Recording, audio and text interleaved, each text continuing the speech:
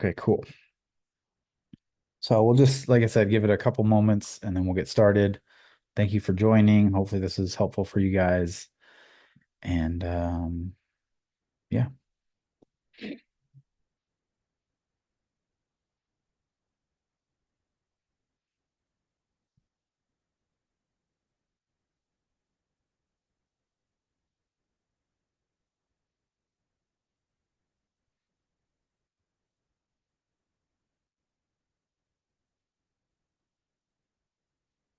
Okay, we got 10 people. We got Mike, we got Teresa, Joe, Jen, looks like Vincent, Rocky. Hopefully I said that right. Roberto, Scott, and John. Awesome. What's up, everybody? I am in a hotel room right now, so I've tested out going live and stuff and doing a Zoom meeting, and it all worked fine. But fingers crossed, this is a new variable in the system. It's not my home internet, so hopefully nothing poops out on us. If it does, if you guys can just let me know in the chat, um, that would be great. I'll try but like I said, fingers crossed. Let's hope that doesn't happen. All right, we got a couple more people on. We got Sam, we got Shannon. What's up, you two? What's up, everybody? Another person on. I'm trying to shout out everybody here. An iPhone 12. That's an interesting name, iPhone 12. No, I'm kidding. Um, cool, cool.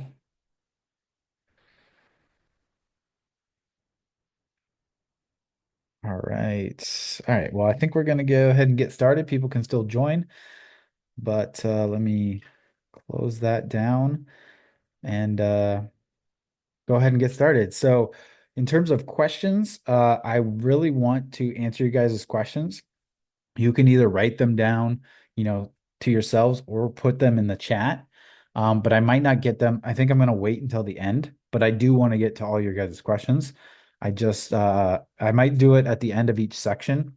So you'll see we're going to do kind of different topics and I'll kind of do questions. So go ahead and write them in the chat, but I just won't get to them right away. I'll probably get to them once I finish a section or whatever. So we're going to cover private pilot rules and regulations. And this is part one, because of course there are too many rules and regulations to do in just 1 hour live. So we're going to do a series of these live lessons to cover kind of all of them. And I've broken them down kind of in the lessons that you see in our course, which I, a long time ago thought up of kind of as a way to categorize all these. So that's kind of what we're going to cover. So let's kind of go over that. So all we need to cover in terms of all the private pilot rules and regulations are categories, classes, and types of aircraft, just kind of general definitions.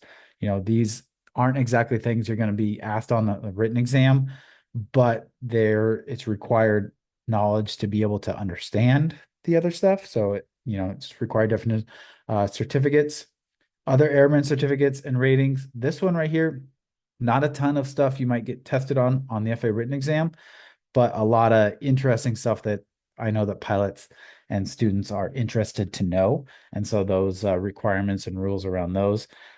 Pilot in command, pilot for hire limitations, alcohol and drugs, formation flight, dropping objects, all the things around airworthiness for your aircraft. So required documentation, required inspections, required equipment, inoperable equipment, airworthiness directives, airspeed limits, seatbelts and harnesses, right-of-way rules, minimum safe altitudes, ATC clearance and compliance, fuel requirements, hemispherical rules, TFRs, aircraft maintenance rules, supplemental oxygen rules, scuba diving, flight planning, airport light signals, land and hold short operations, night definitions, because those have a lot to do with rules and regulations depending on day and night, and then incidents, accidents, and emergencies. So that's all we need to cover in terms of all the private pilot rules and regulations.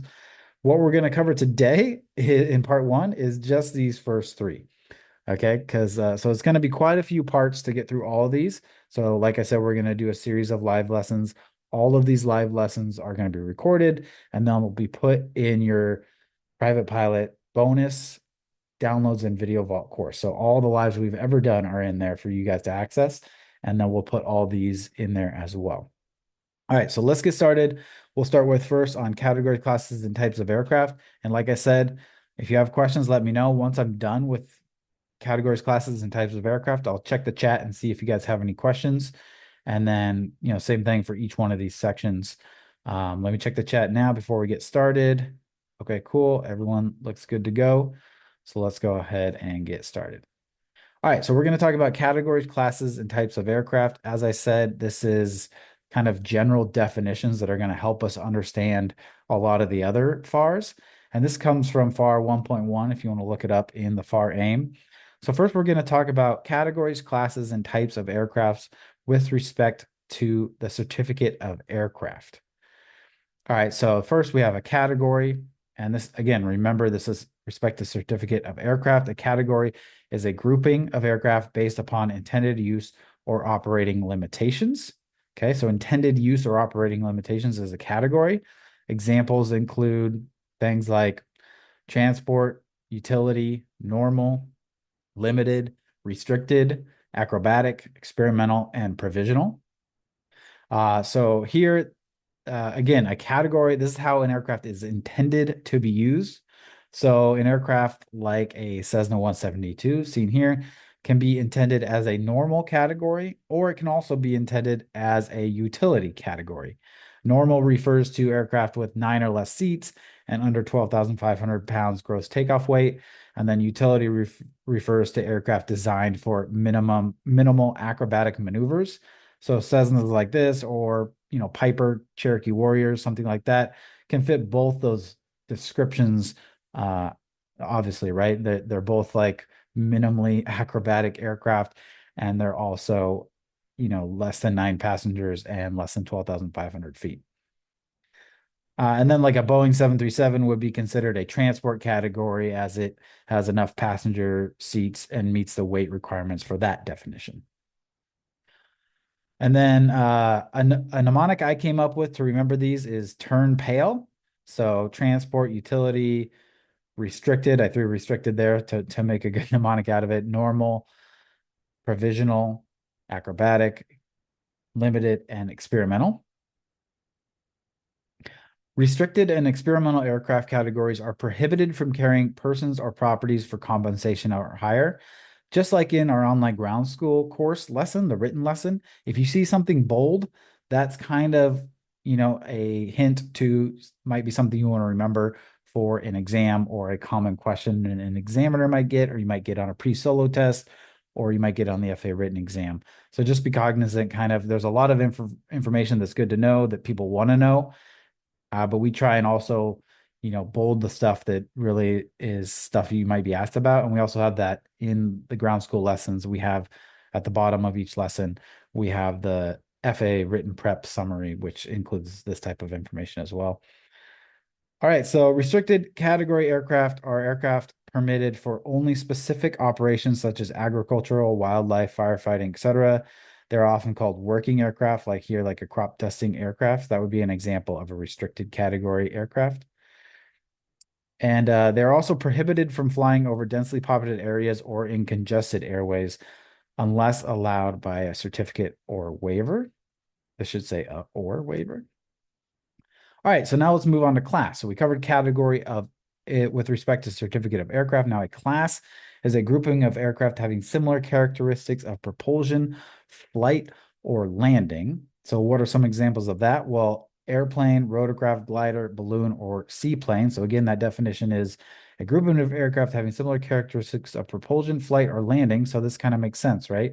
An airplane has the characteristics of propulsion. It'll have either a jet engine or a propeller engine, right? And then it has wings for its flight, fixed wings. And then for landing, it has either fixed or, extendable landing gear. Again, rotorcraft mostly has fixed landing gear. It has a spinning blade rotorcraft, a rotor, right? And so that's for its flight. And then an engine, it could be one of several engines as well. And you can see kind of glider has fixed wings, but no engine. Balloon, right? It's lighter than air. That's how it flies. It doesn't have wings. It doesn't have propellers or blades or rotors or anything like that. And then a seaplane, right? Instead of landing on the ground with wheels, it lands on the water with, floats.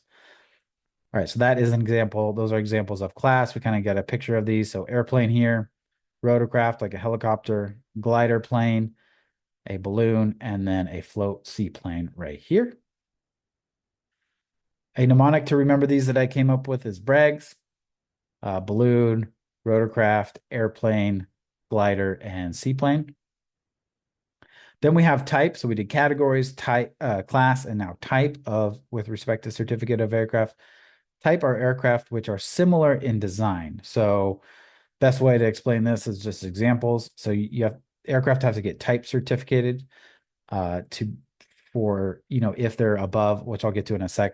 Not every aircraft has to, but for certain purposes, the FAA requires type certificates. So an example would be like a Boeing 737, Airbus A380, or the Cessna 172 series. So these are very similar aircraft. They might not be exactly similar. Obviously, the 172 series, there's quite a few of them, but that type certificate is 3 Alpha 1-2, and then Piper PA-28 Cherokee Warriors are 2 Alpha 1-3. So those are examples of type certificates. All right, so now let's move on to respect to certificate of airmen. So we're going to repeat categories, classes, and types, but they're a little bit different when we talk about a certificate of airmen. So like certificate of airmen is like our certificate.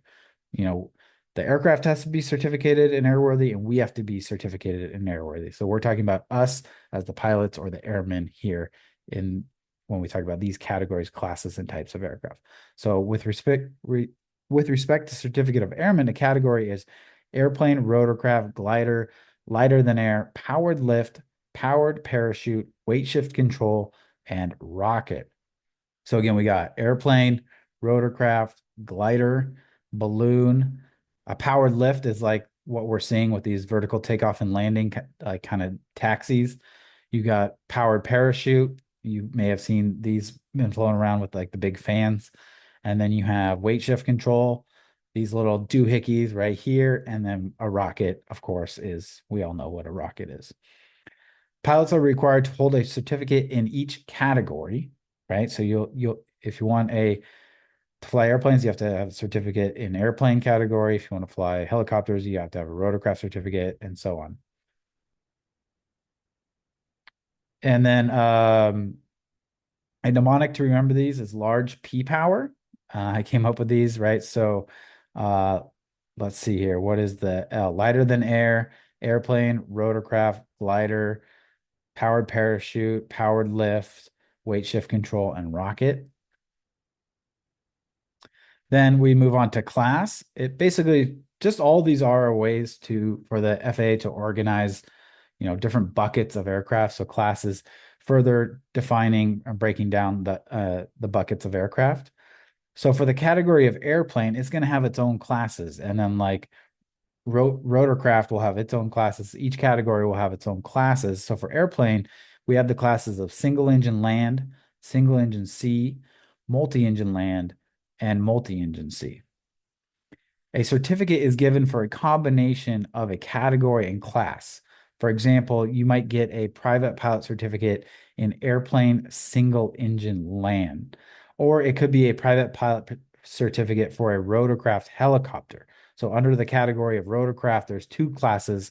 There's one for helicopter and one for gyroplane. So for example, you'd have a private pilot certificate, rotorcraft helicopter. So where rotorcraft is the category, helicopter is the class. If you're doing airplane, right, it could be airplane single engine land, or you could be airplane single engine sea, or you could be both. And we'll talk a little bit of how you get multiple class ratings on your certificate here in a bit.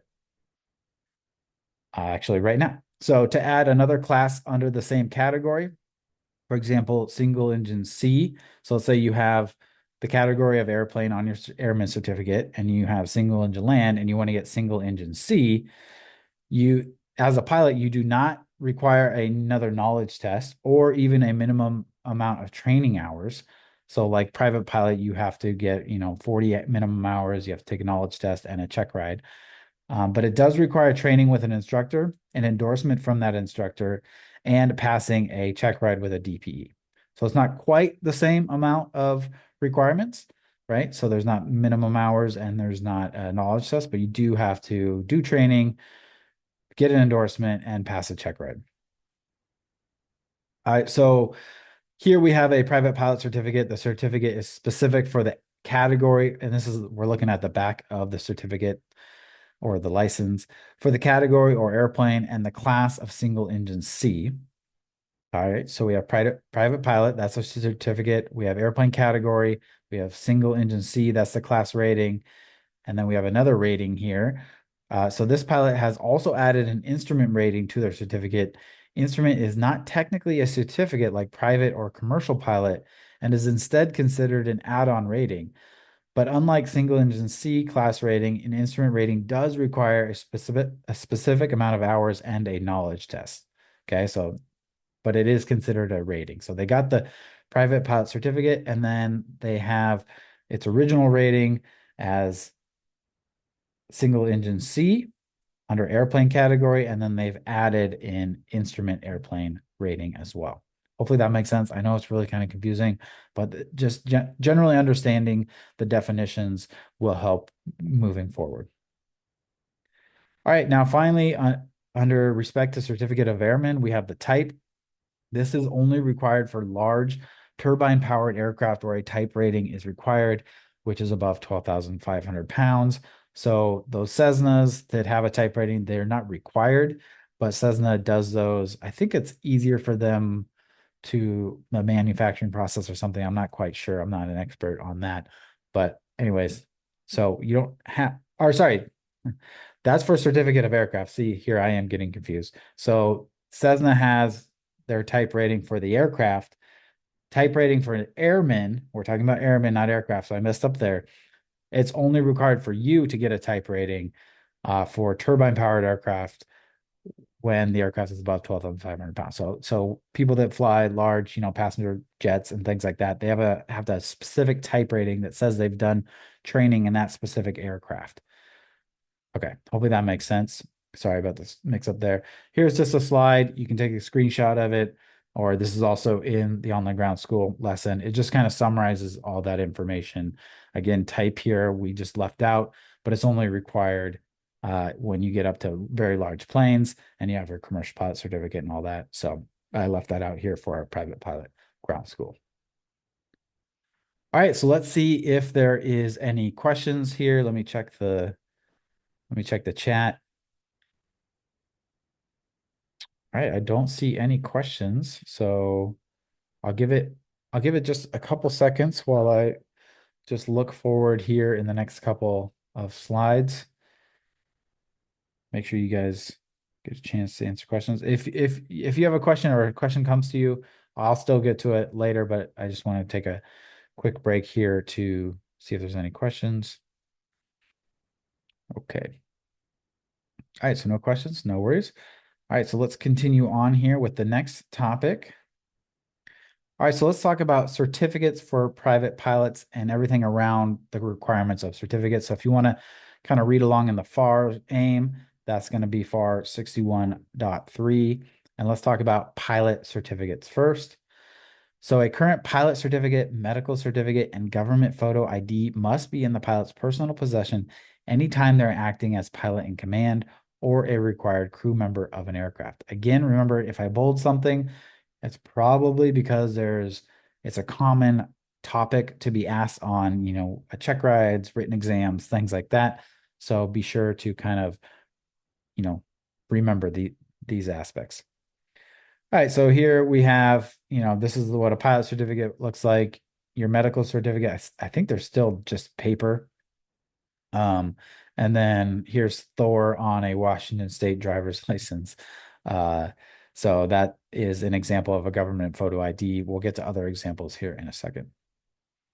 So a mnemonic to remember these if you need one is PMID or PMID, right? Pretty simple. So pilot certificate, medical certificate, and ID. So let's talk about a student pilot certificate. This is in FAR 61.3. Student pilot certificates do not expire. Student pilots are required to possess your student pilot certificate, medical certificate, and government photo ID to act as pilot in command, which when you fly solo, obviously you are the pilot in command. But if you're just flying with your flight instructor prior to flying solo, where you don't aren't required to be the designated pilot in command per se, you don't have to have a medical certificate yet. So you don't really need your medical certificate until you fly solo, but we always recommend students get their medical certificate before they spend too much money to make sure that you can pass and gain your medical certificate and you don't waste your money. But that's just a fun fact there. But anyways, when you do fly solo or act as pilot in command, you got to have your student pilot certificate and any endorsements. So let's say you want to fly in Class Bravo, you got to have your student pilot certificate and your Class Bravo endorsement. And then if you're flying solo, you have to have your solo endorsement. So that's kind of add-ons to your certificate are those endorsements when you're a student pilot, and then your medical certificate and a government photo ID. All right, so let's talk about the medical certificate. This is in FAR 61.23. Private pilots and student pilots acting as pilot in command when flying solo must hold at least a third class medical certificate. So there's a first class, a second class, and a third class. If you go on to fly, like for the airlines, you're going to have to get second class and eventually a first class. But for private pilots, so it's the least stringent medical exam, and that's a third class medical certificate, and it kind of looks just like this.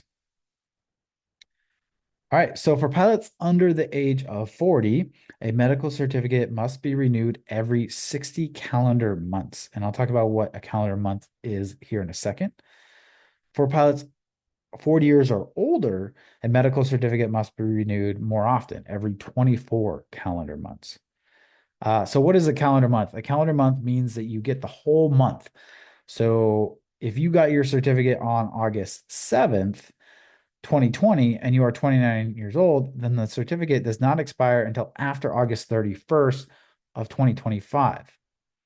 So the way I like to think of it is you might get a question like this, so I'm going to break this down for you guys. I start the date I got the medical certificate. So in this example, August 7th, which you see here, 2020. Then I go 5 years in advance. So that would put us on August 7th, 2025 here on this calendar. And then I go to the last day of the month because that's what a calendar month means is you get until the last day.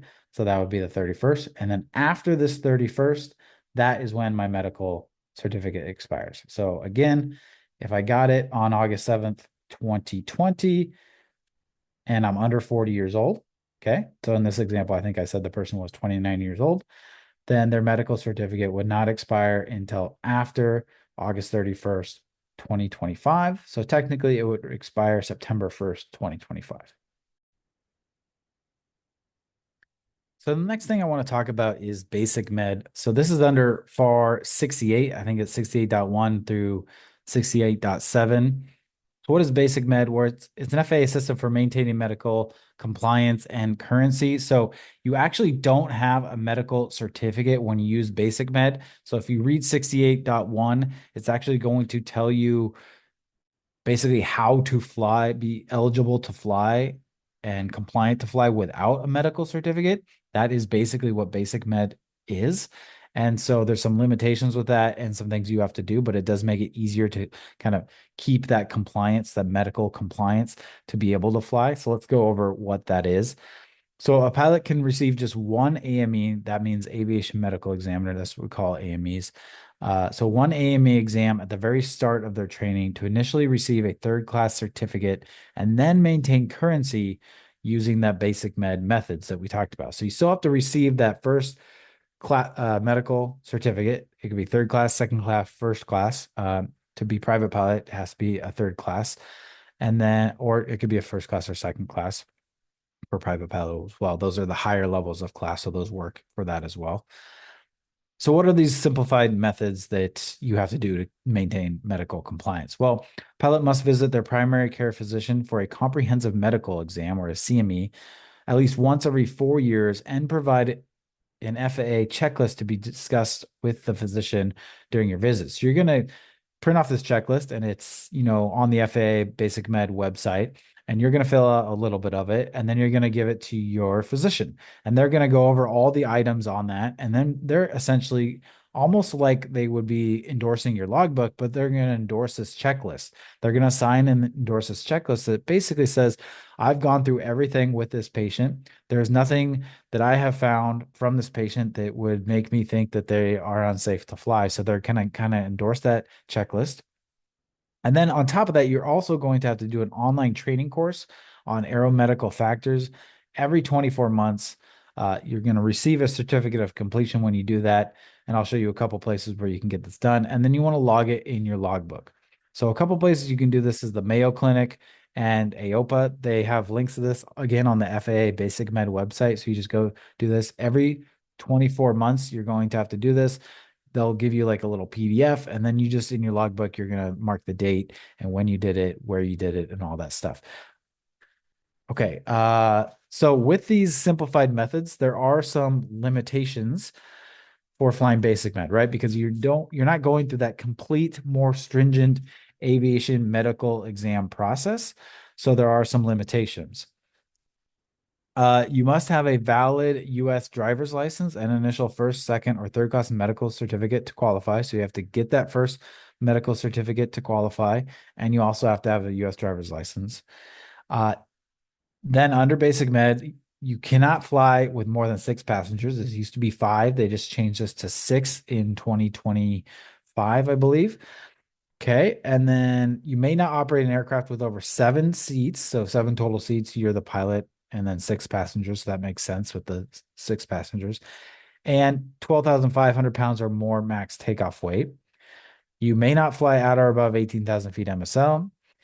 And you may not fly faster than 250 knots. So if we look at all these, what is the FAA trying to say? They're going to say, okay, here's an alternative way that you can stay compliant medically, which is a bit easier for you, but we're not going to have you, we're going to make sure you're not flying any, a bunch of passengers, really fast aircraft, really high aircraft, really big aircraft, right? Where you could kill a lot of people essentially if you were to, because of the less stringent requirements on your health, they have more limitations on what you can fly. So depending on what you want to do, this may be no problem at all. If you just want to fly, 2, 3-seater aircraft, then totally no problem at all for basic med. So I want to highlight something here because this is something you might be asked about. So you must store and keep a legible copy of the medical exam checklist we talked about and course completion certificate that can be produced upon the request of the FAA. It can be physical or digital. You don't have to have that on you at all times, okay? But you have to be able to produce it. So we talked about, logging that course completion in your logbook, and we talked about, maintaining a copy of that checklist every time you go to your physician. So you want to make sure you keep records of those and be able to produce them if asked by the FAA.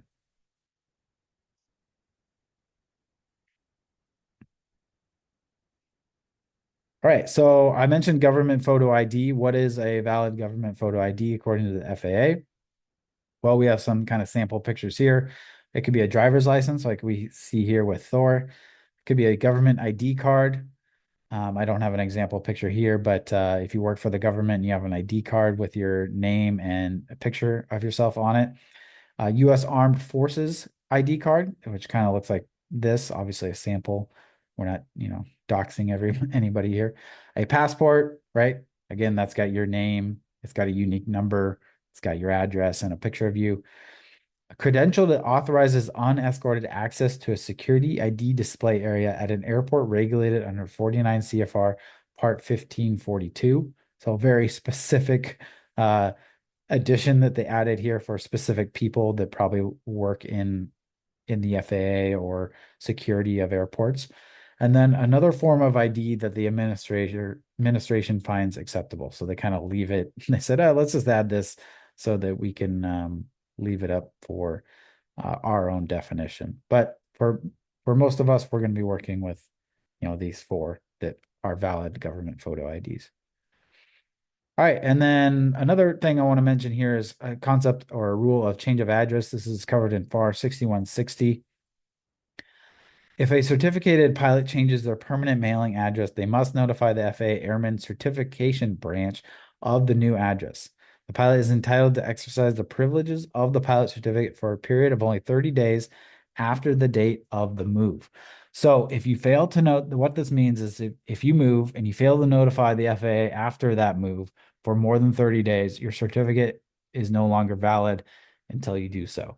So on the 31st day, your pilot, if you want to fly, I mean, you risk, getting caught.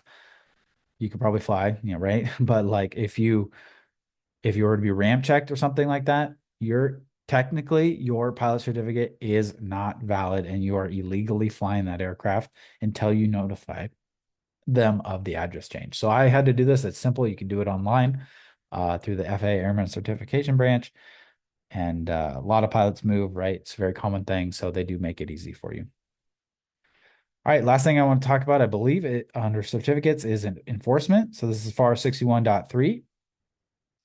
Each person who holds a pilot certificate or a medical certificate shall present it for inspection upon the request of the administrator, the National Transportation Safety Board, or NTSB, or any federal, state, or local law enforcement officers. So here's a picture of like a scary FAA person doing a ramp check, right? You hear maybe some scary stories of a ramp check.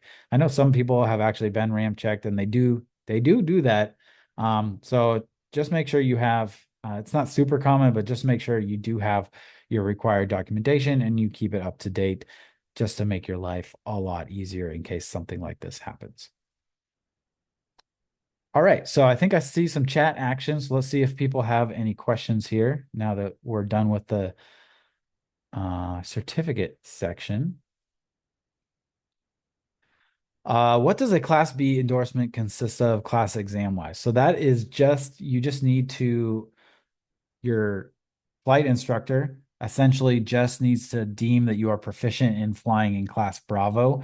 So that's like with the communications that go on with Class Bravo, the equipment required for Class Bravo, and all the rules and regulations of Class Bravo, being able to identify them on a chart, being able to know the ceilings and floors of the Class Bravo, the airspeed limitations in Class Bravo, all that sort of stuff within Class Bravo. So basically, your flight instructor will just go take you flying in Class Bravo. They'll have you kind of take control of the aircraft in Class Bravo. And once they deem that you understand what's going on in Class Bravo, they'll write you an endorsement in your logbook. That's it. You don't need an exam or anything like that, unless your flight instructor wants to give you a little quiz or something like that, but it's nothing FAA wise.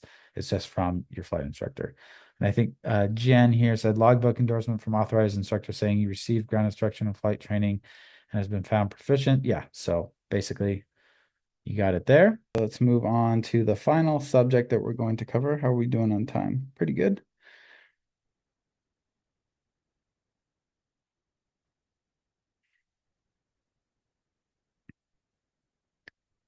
All right, so other airman ratings. So let's talk about other airman ratings. A lot of this stuff is not going to be something that you'll be tested on, like on your written exam. There might be some of the stuff like on a glider, for example, and I'll bold those things that we might talk about there. But this is in FAR 6163. But the reason we want to cover this is because a lot of people are interested in other airman ratings. Once they get, for example, their private pilot certificate, how do they, fly a float plane? How do they fly multi-engine? How do they fly a tail wheel? Things like that. So first off, let's talk about airman class rating. So we talked about with respect to certificate of airmen, you have category and then you have class, and every certificate is for a combination of category and class. So how do you add another class under that same category, right? So as mentioned in the certificates lesson, a pilot can add an additional class rating under their category by, you don't have to take an additional knowledge test. You don't have to have a minimum flight time requirement. But you do have to receive training in the new class with your instructor, who then determines you are proficient and provides you with the appropriate endorsements. So basically, you don't have to take a knowledge test. You don't have a minimum flight time. You just have to do training with an endorsement with an instructor for that class, and they have to deem you're proficient and provide you an endorsement for that class. And then you also have to take and pass a practical check ride.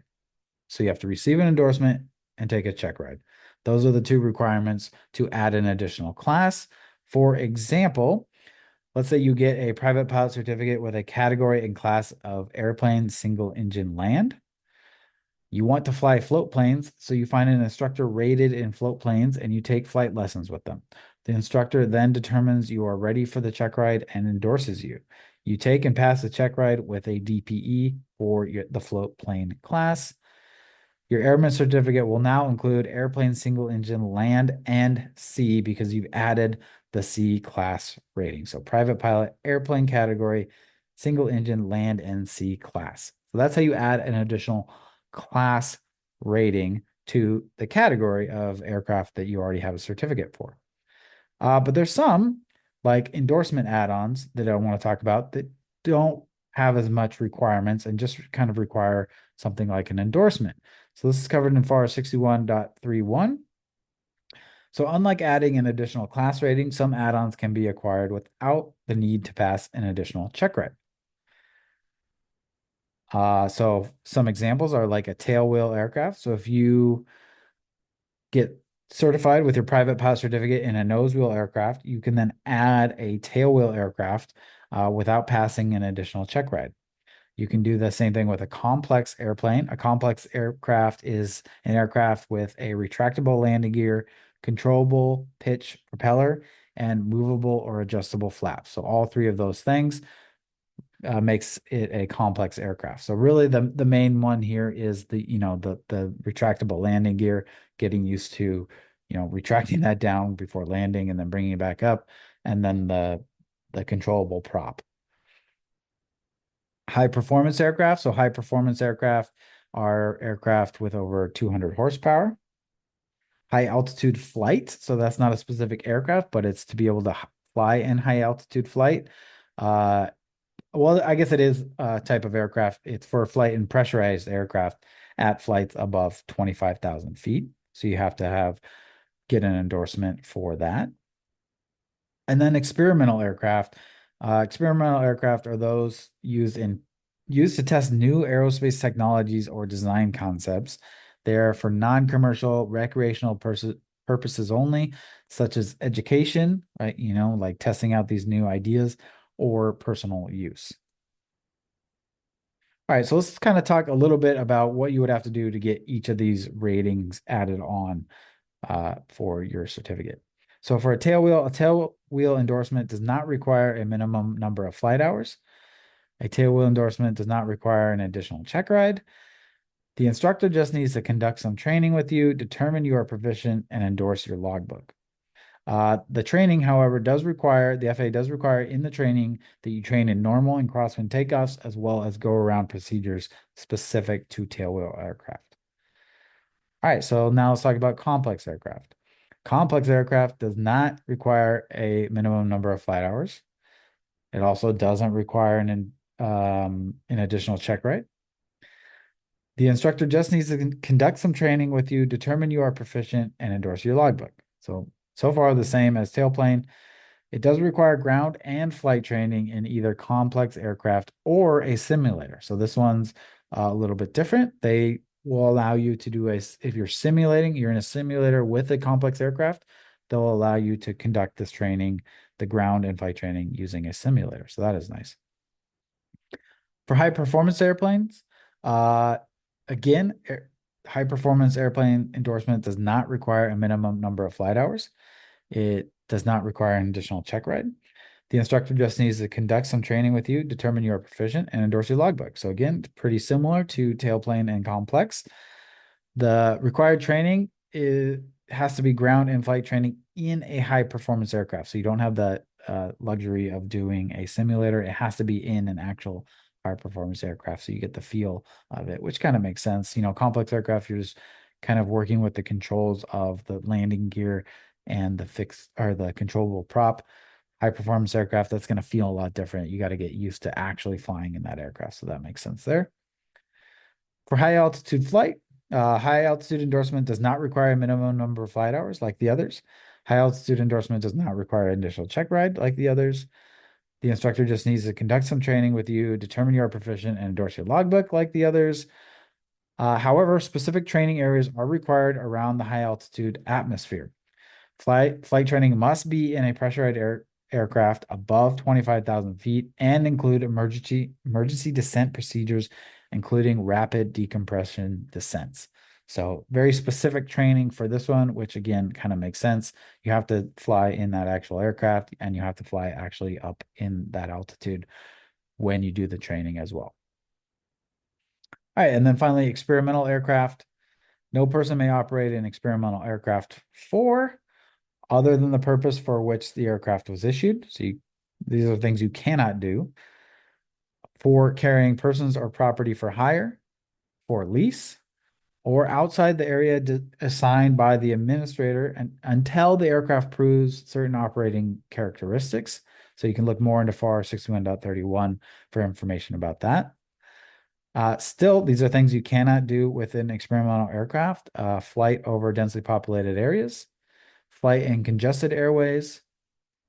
And yeah, so I just want to kind of go back here that most of these have been bolded, which again means this is one of the topics on other ratings that I have, seen people get asked about, whether it's on a solo check ride, depending on a solo, stage check, or maybe a written exam or something like that. So this would be good to know and remember. And then when operating an experimental aircraft, a pilot must advise each person being carried that they are flying in an experimental aircraft, operate under VFR day only, unless otherwise authorized, and notify control tower the aircraft is experimental. All right, now let's talk about glider plane towing. This is from FAR 61.69. So here's an airplane and it's towing a glider, getting it up in the air. So in order to be able to tow a glider plane, a private pilot must have logged a minimum of 100 hours as PIC in the same category, class, and type of aircraft used for towing. So if this aircraft here is a, Cessna 172, you have to have a minimum of 100 hours as PIC in that Cessna 172, right? The same category, class, and type of aircraft. So it can't be, within the same category, but a different class and type. It has to be the same category, class, and type of aircraft. Again, for example, like a Cessna 172. You must have a logbook endorsement from my instructor certifying ground and flight training in the gliders. So from an instructor, they have to do ground and flight training in for gliders and give you a logbook endorsement. You also have to have logbook endorsement from a pilot that already meets the requirements and who has accompanied the pilot on 3 flights towing a glider. This could be an instructor or it could be a pilot, but they have to accompany you on the pilot on 3 flights towing a glider. And they have to give you a logbook endorsement proving that. And then in the preceding 12 months, performed 3 actual or simulated tows accompanied by a qualified pilot to be able to tow a glider plane. So it's kind of the currency number here. And all right, that is it in terms of the slideshow. Let's look at the chat real quick here. See if we have any questions. All right, densely populated area is defined how? I have this. That's a good question. I have this in the course here. Let's pull that up because I probably said it better in the course than I'll say it now. So give me one moment here.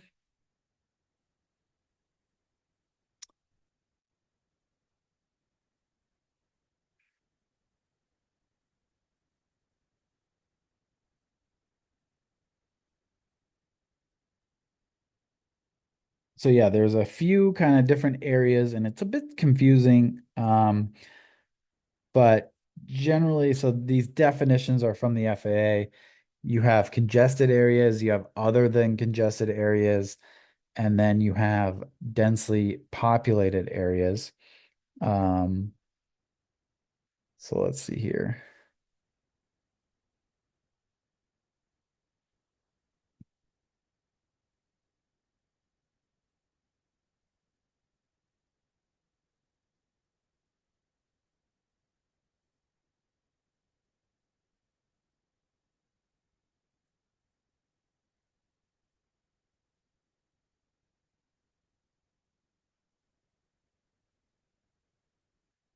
I guess I don't have it for specifically for densely populated area in that lesson. So I'm looking it up here for us. If anybody knows the definition, feel free to respond in the chat. Ah, yeah. So this is all coming back to me now. The FAA does not specifically define densely populated area by regulation. Instead, they make determinations, but on a case by case basis. So basically, you as a pilot want to make kind of your best judgment there, um, in terms of right the rules for flying experimental. So what I would do is if you look at sectional charts, um, they have congested, other than congested, sparsely populated, and densely populated. On the sectional charts, you have areas that are highlighted in yellow. Those are usually like towns and cities. I would call that a densely populated area. So I would just avoid all the yellow on on the sectional charts if I were you. Um, but yeah, let's see. Scott says signifies a densely populated area as those areas of a city, town, or settlement that contain a large number of occupied homes, factories, stores, schools, and other structures. Okay. So yeah. Yeah, so they don't help us too much, do they? But yeah, I would go based off on a sectional chart. Um, so let's see here. Let me pull that up for you. So let me share my screen here.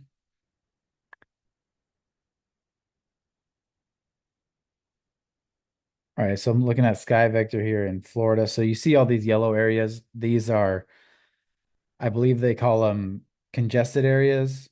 But I would just say these are densely populated as well. I think they fit the definition that one of our users mentioned in the comments, because they're meant to kind of show when you're flying at night where the city lights are. So that would, any, factories, houses, cities, buildings, and things like that would have lights. So that kind of makes sense there. Is there a time frame for those endorsements, currency requirements? Yes, there are currency requirements. We are going to get to that in our next lesson. So if we go back to, let's see, let me share this again.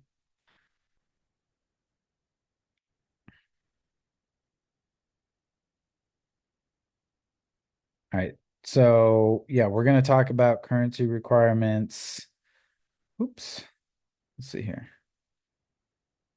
In the next, I believe it's in this pilot in command. So the next lesson, which we didn't get to today, that's where we talk about the currency requirements. So, we've talked about how do you get your certificate, right? How do you get your ratings? And then to be able to fly as pilot in command, you have to maintain the currency of those certificates and ratings. So that's what we kind of talk about in the pilot in command lesson. So good question. But yes, there are time frame for those um,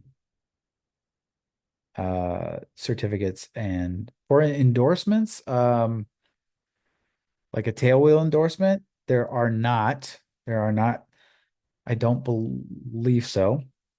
Um, but it's the whole idea of are you current versus are you proficient, right? So you might be current, but if you're not proficient, should you fly? No. So it's not technically an FAA regulation, but if you're not proficient in something, so let's say you have a tail wheel add-on, but you haven't flown in a tail wheel in a really, really long time, would it be smart to do that? No, it would not be smart to do that because you're not proficient in a tail wheel at the moment.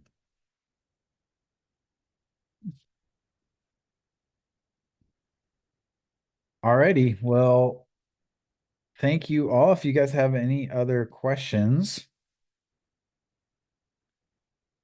just let me know. We got a few more minutes, so I'll take your guys' questions. Like I said, I'm not probably, obviously, we're gonna have a few more parts to cover all these. Um, rules and regulations. So I'll probably do one. I know the holidays are coming up. I'd like to do one more before the holidays. And then we'll pick up afterwards. So we'll probably do next time the pilot in command, pilot for hire, alcohol and drugs, formation flight, and dropping objects. These last three are rather small. So I think we can kind of bust through all those. And then after the holidays, we'll go over the airworthiness stuff, and then these kind of four are small. So I probably, and then we got these. These are all kind of rather small as well. So we got about probably 4 or 5 more parts to do these in live lessons. But so I'm going to be having more live lessons after the holidays. Hopefully they're every week. But obviously the holidays will kind of be a bump there. We'll take a little bit of break. Are these meetings instead of dropping podcast episodes? No, the podcast will be dropping every week still. Um,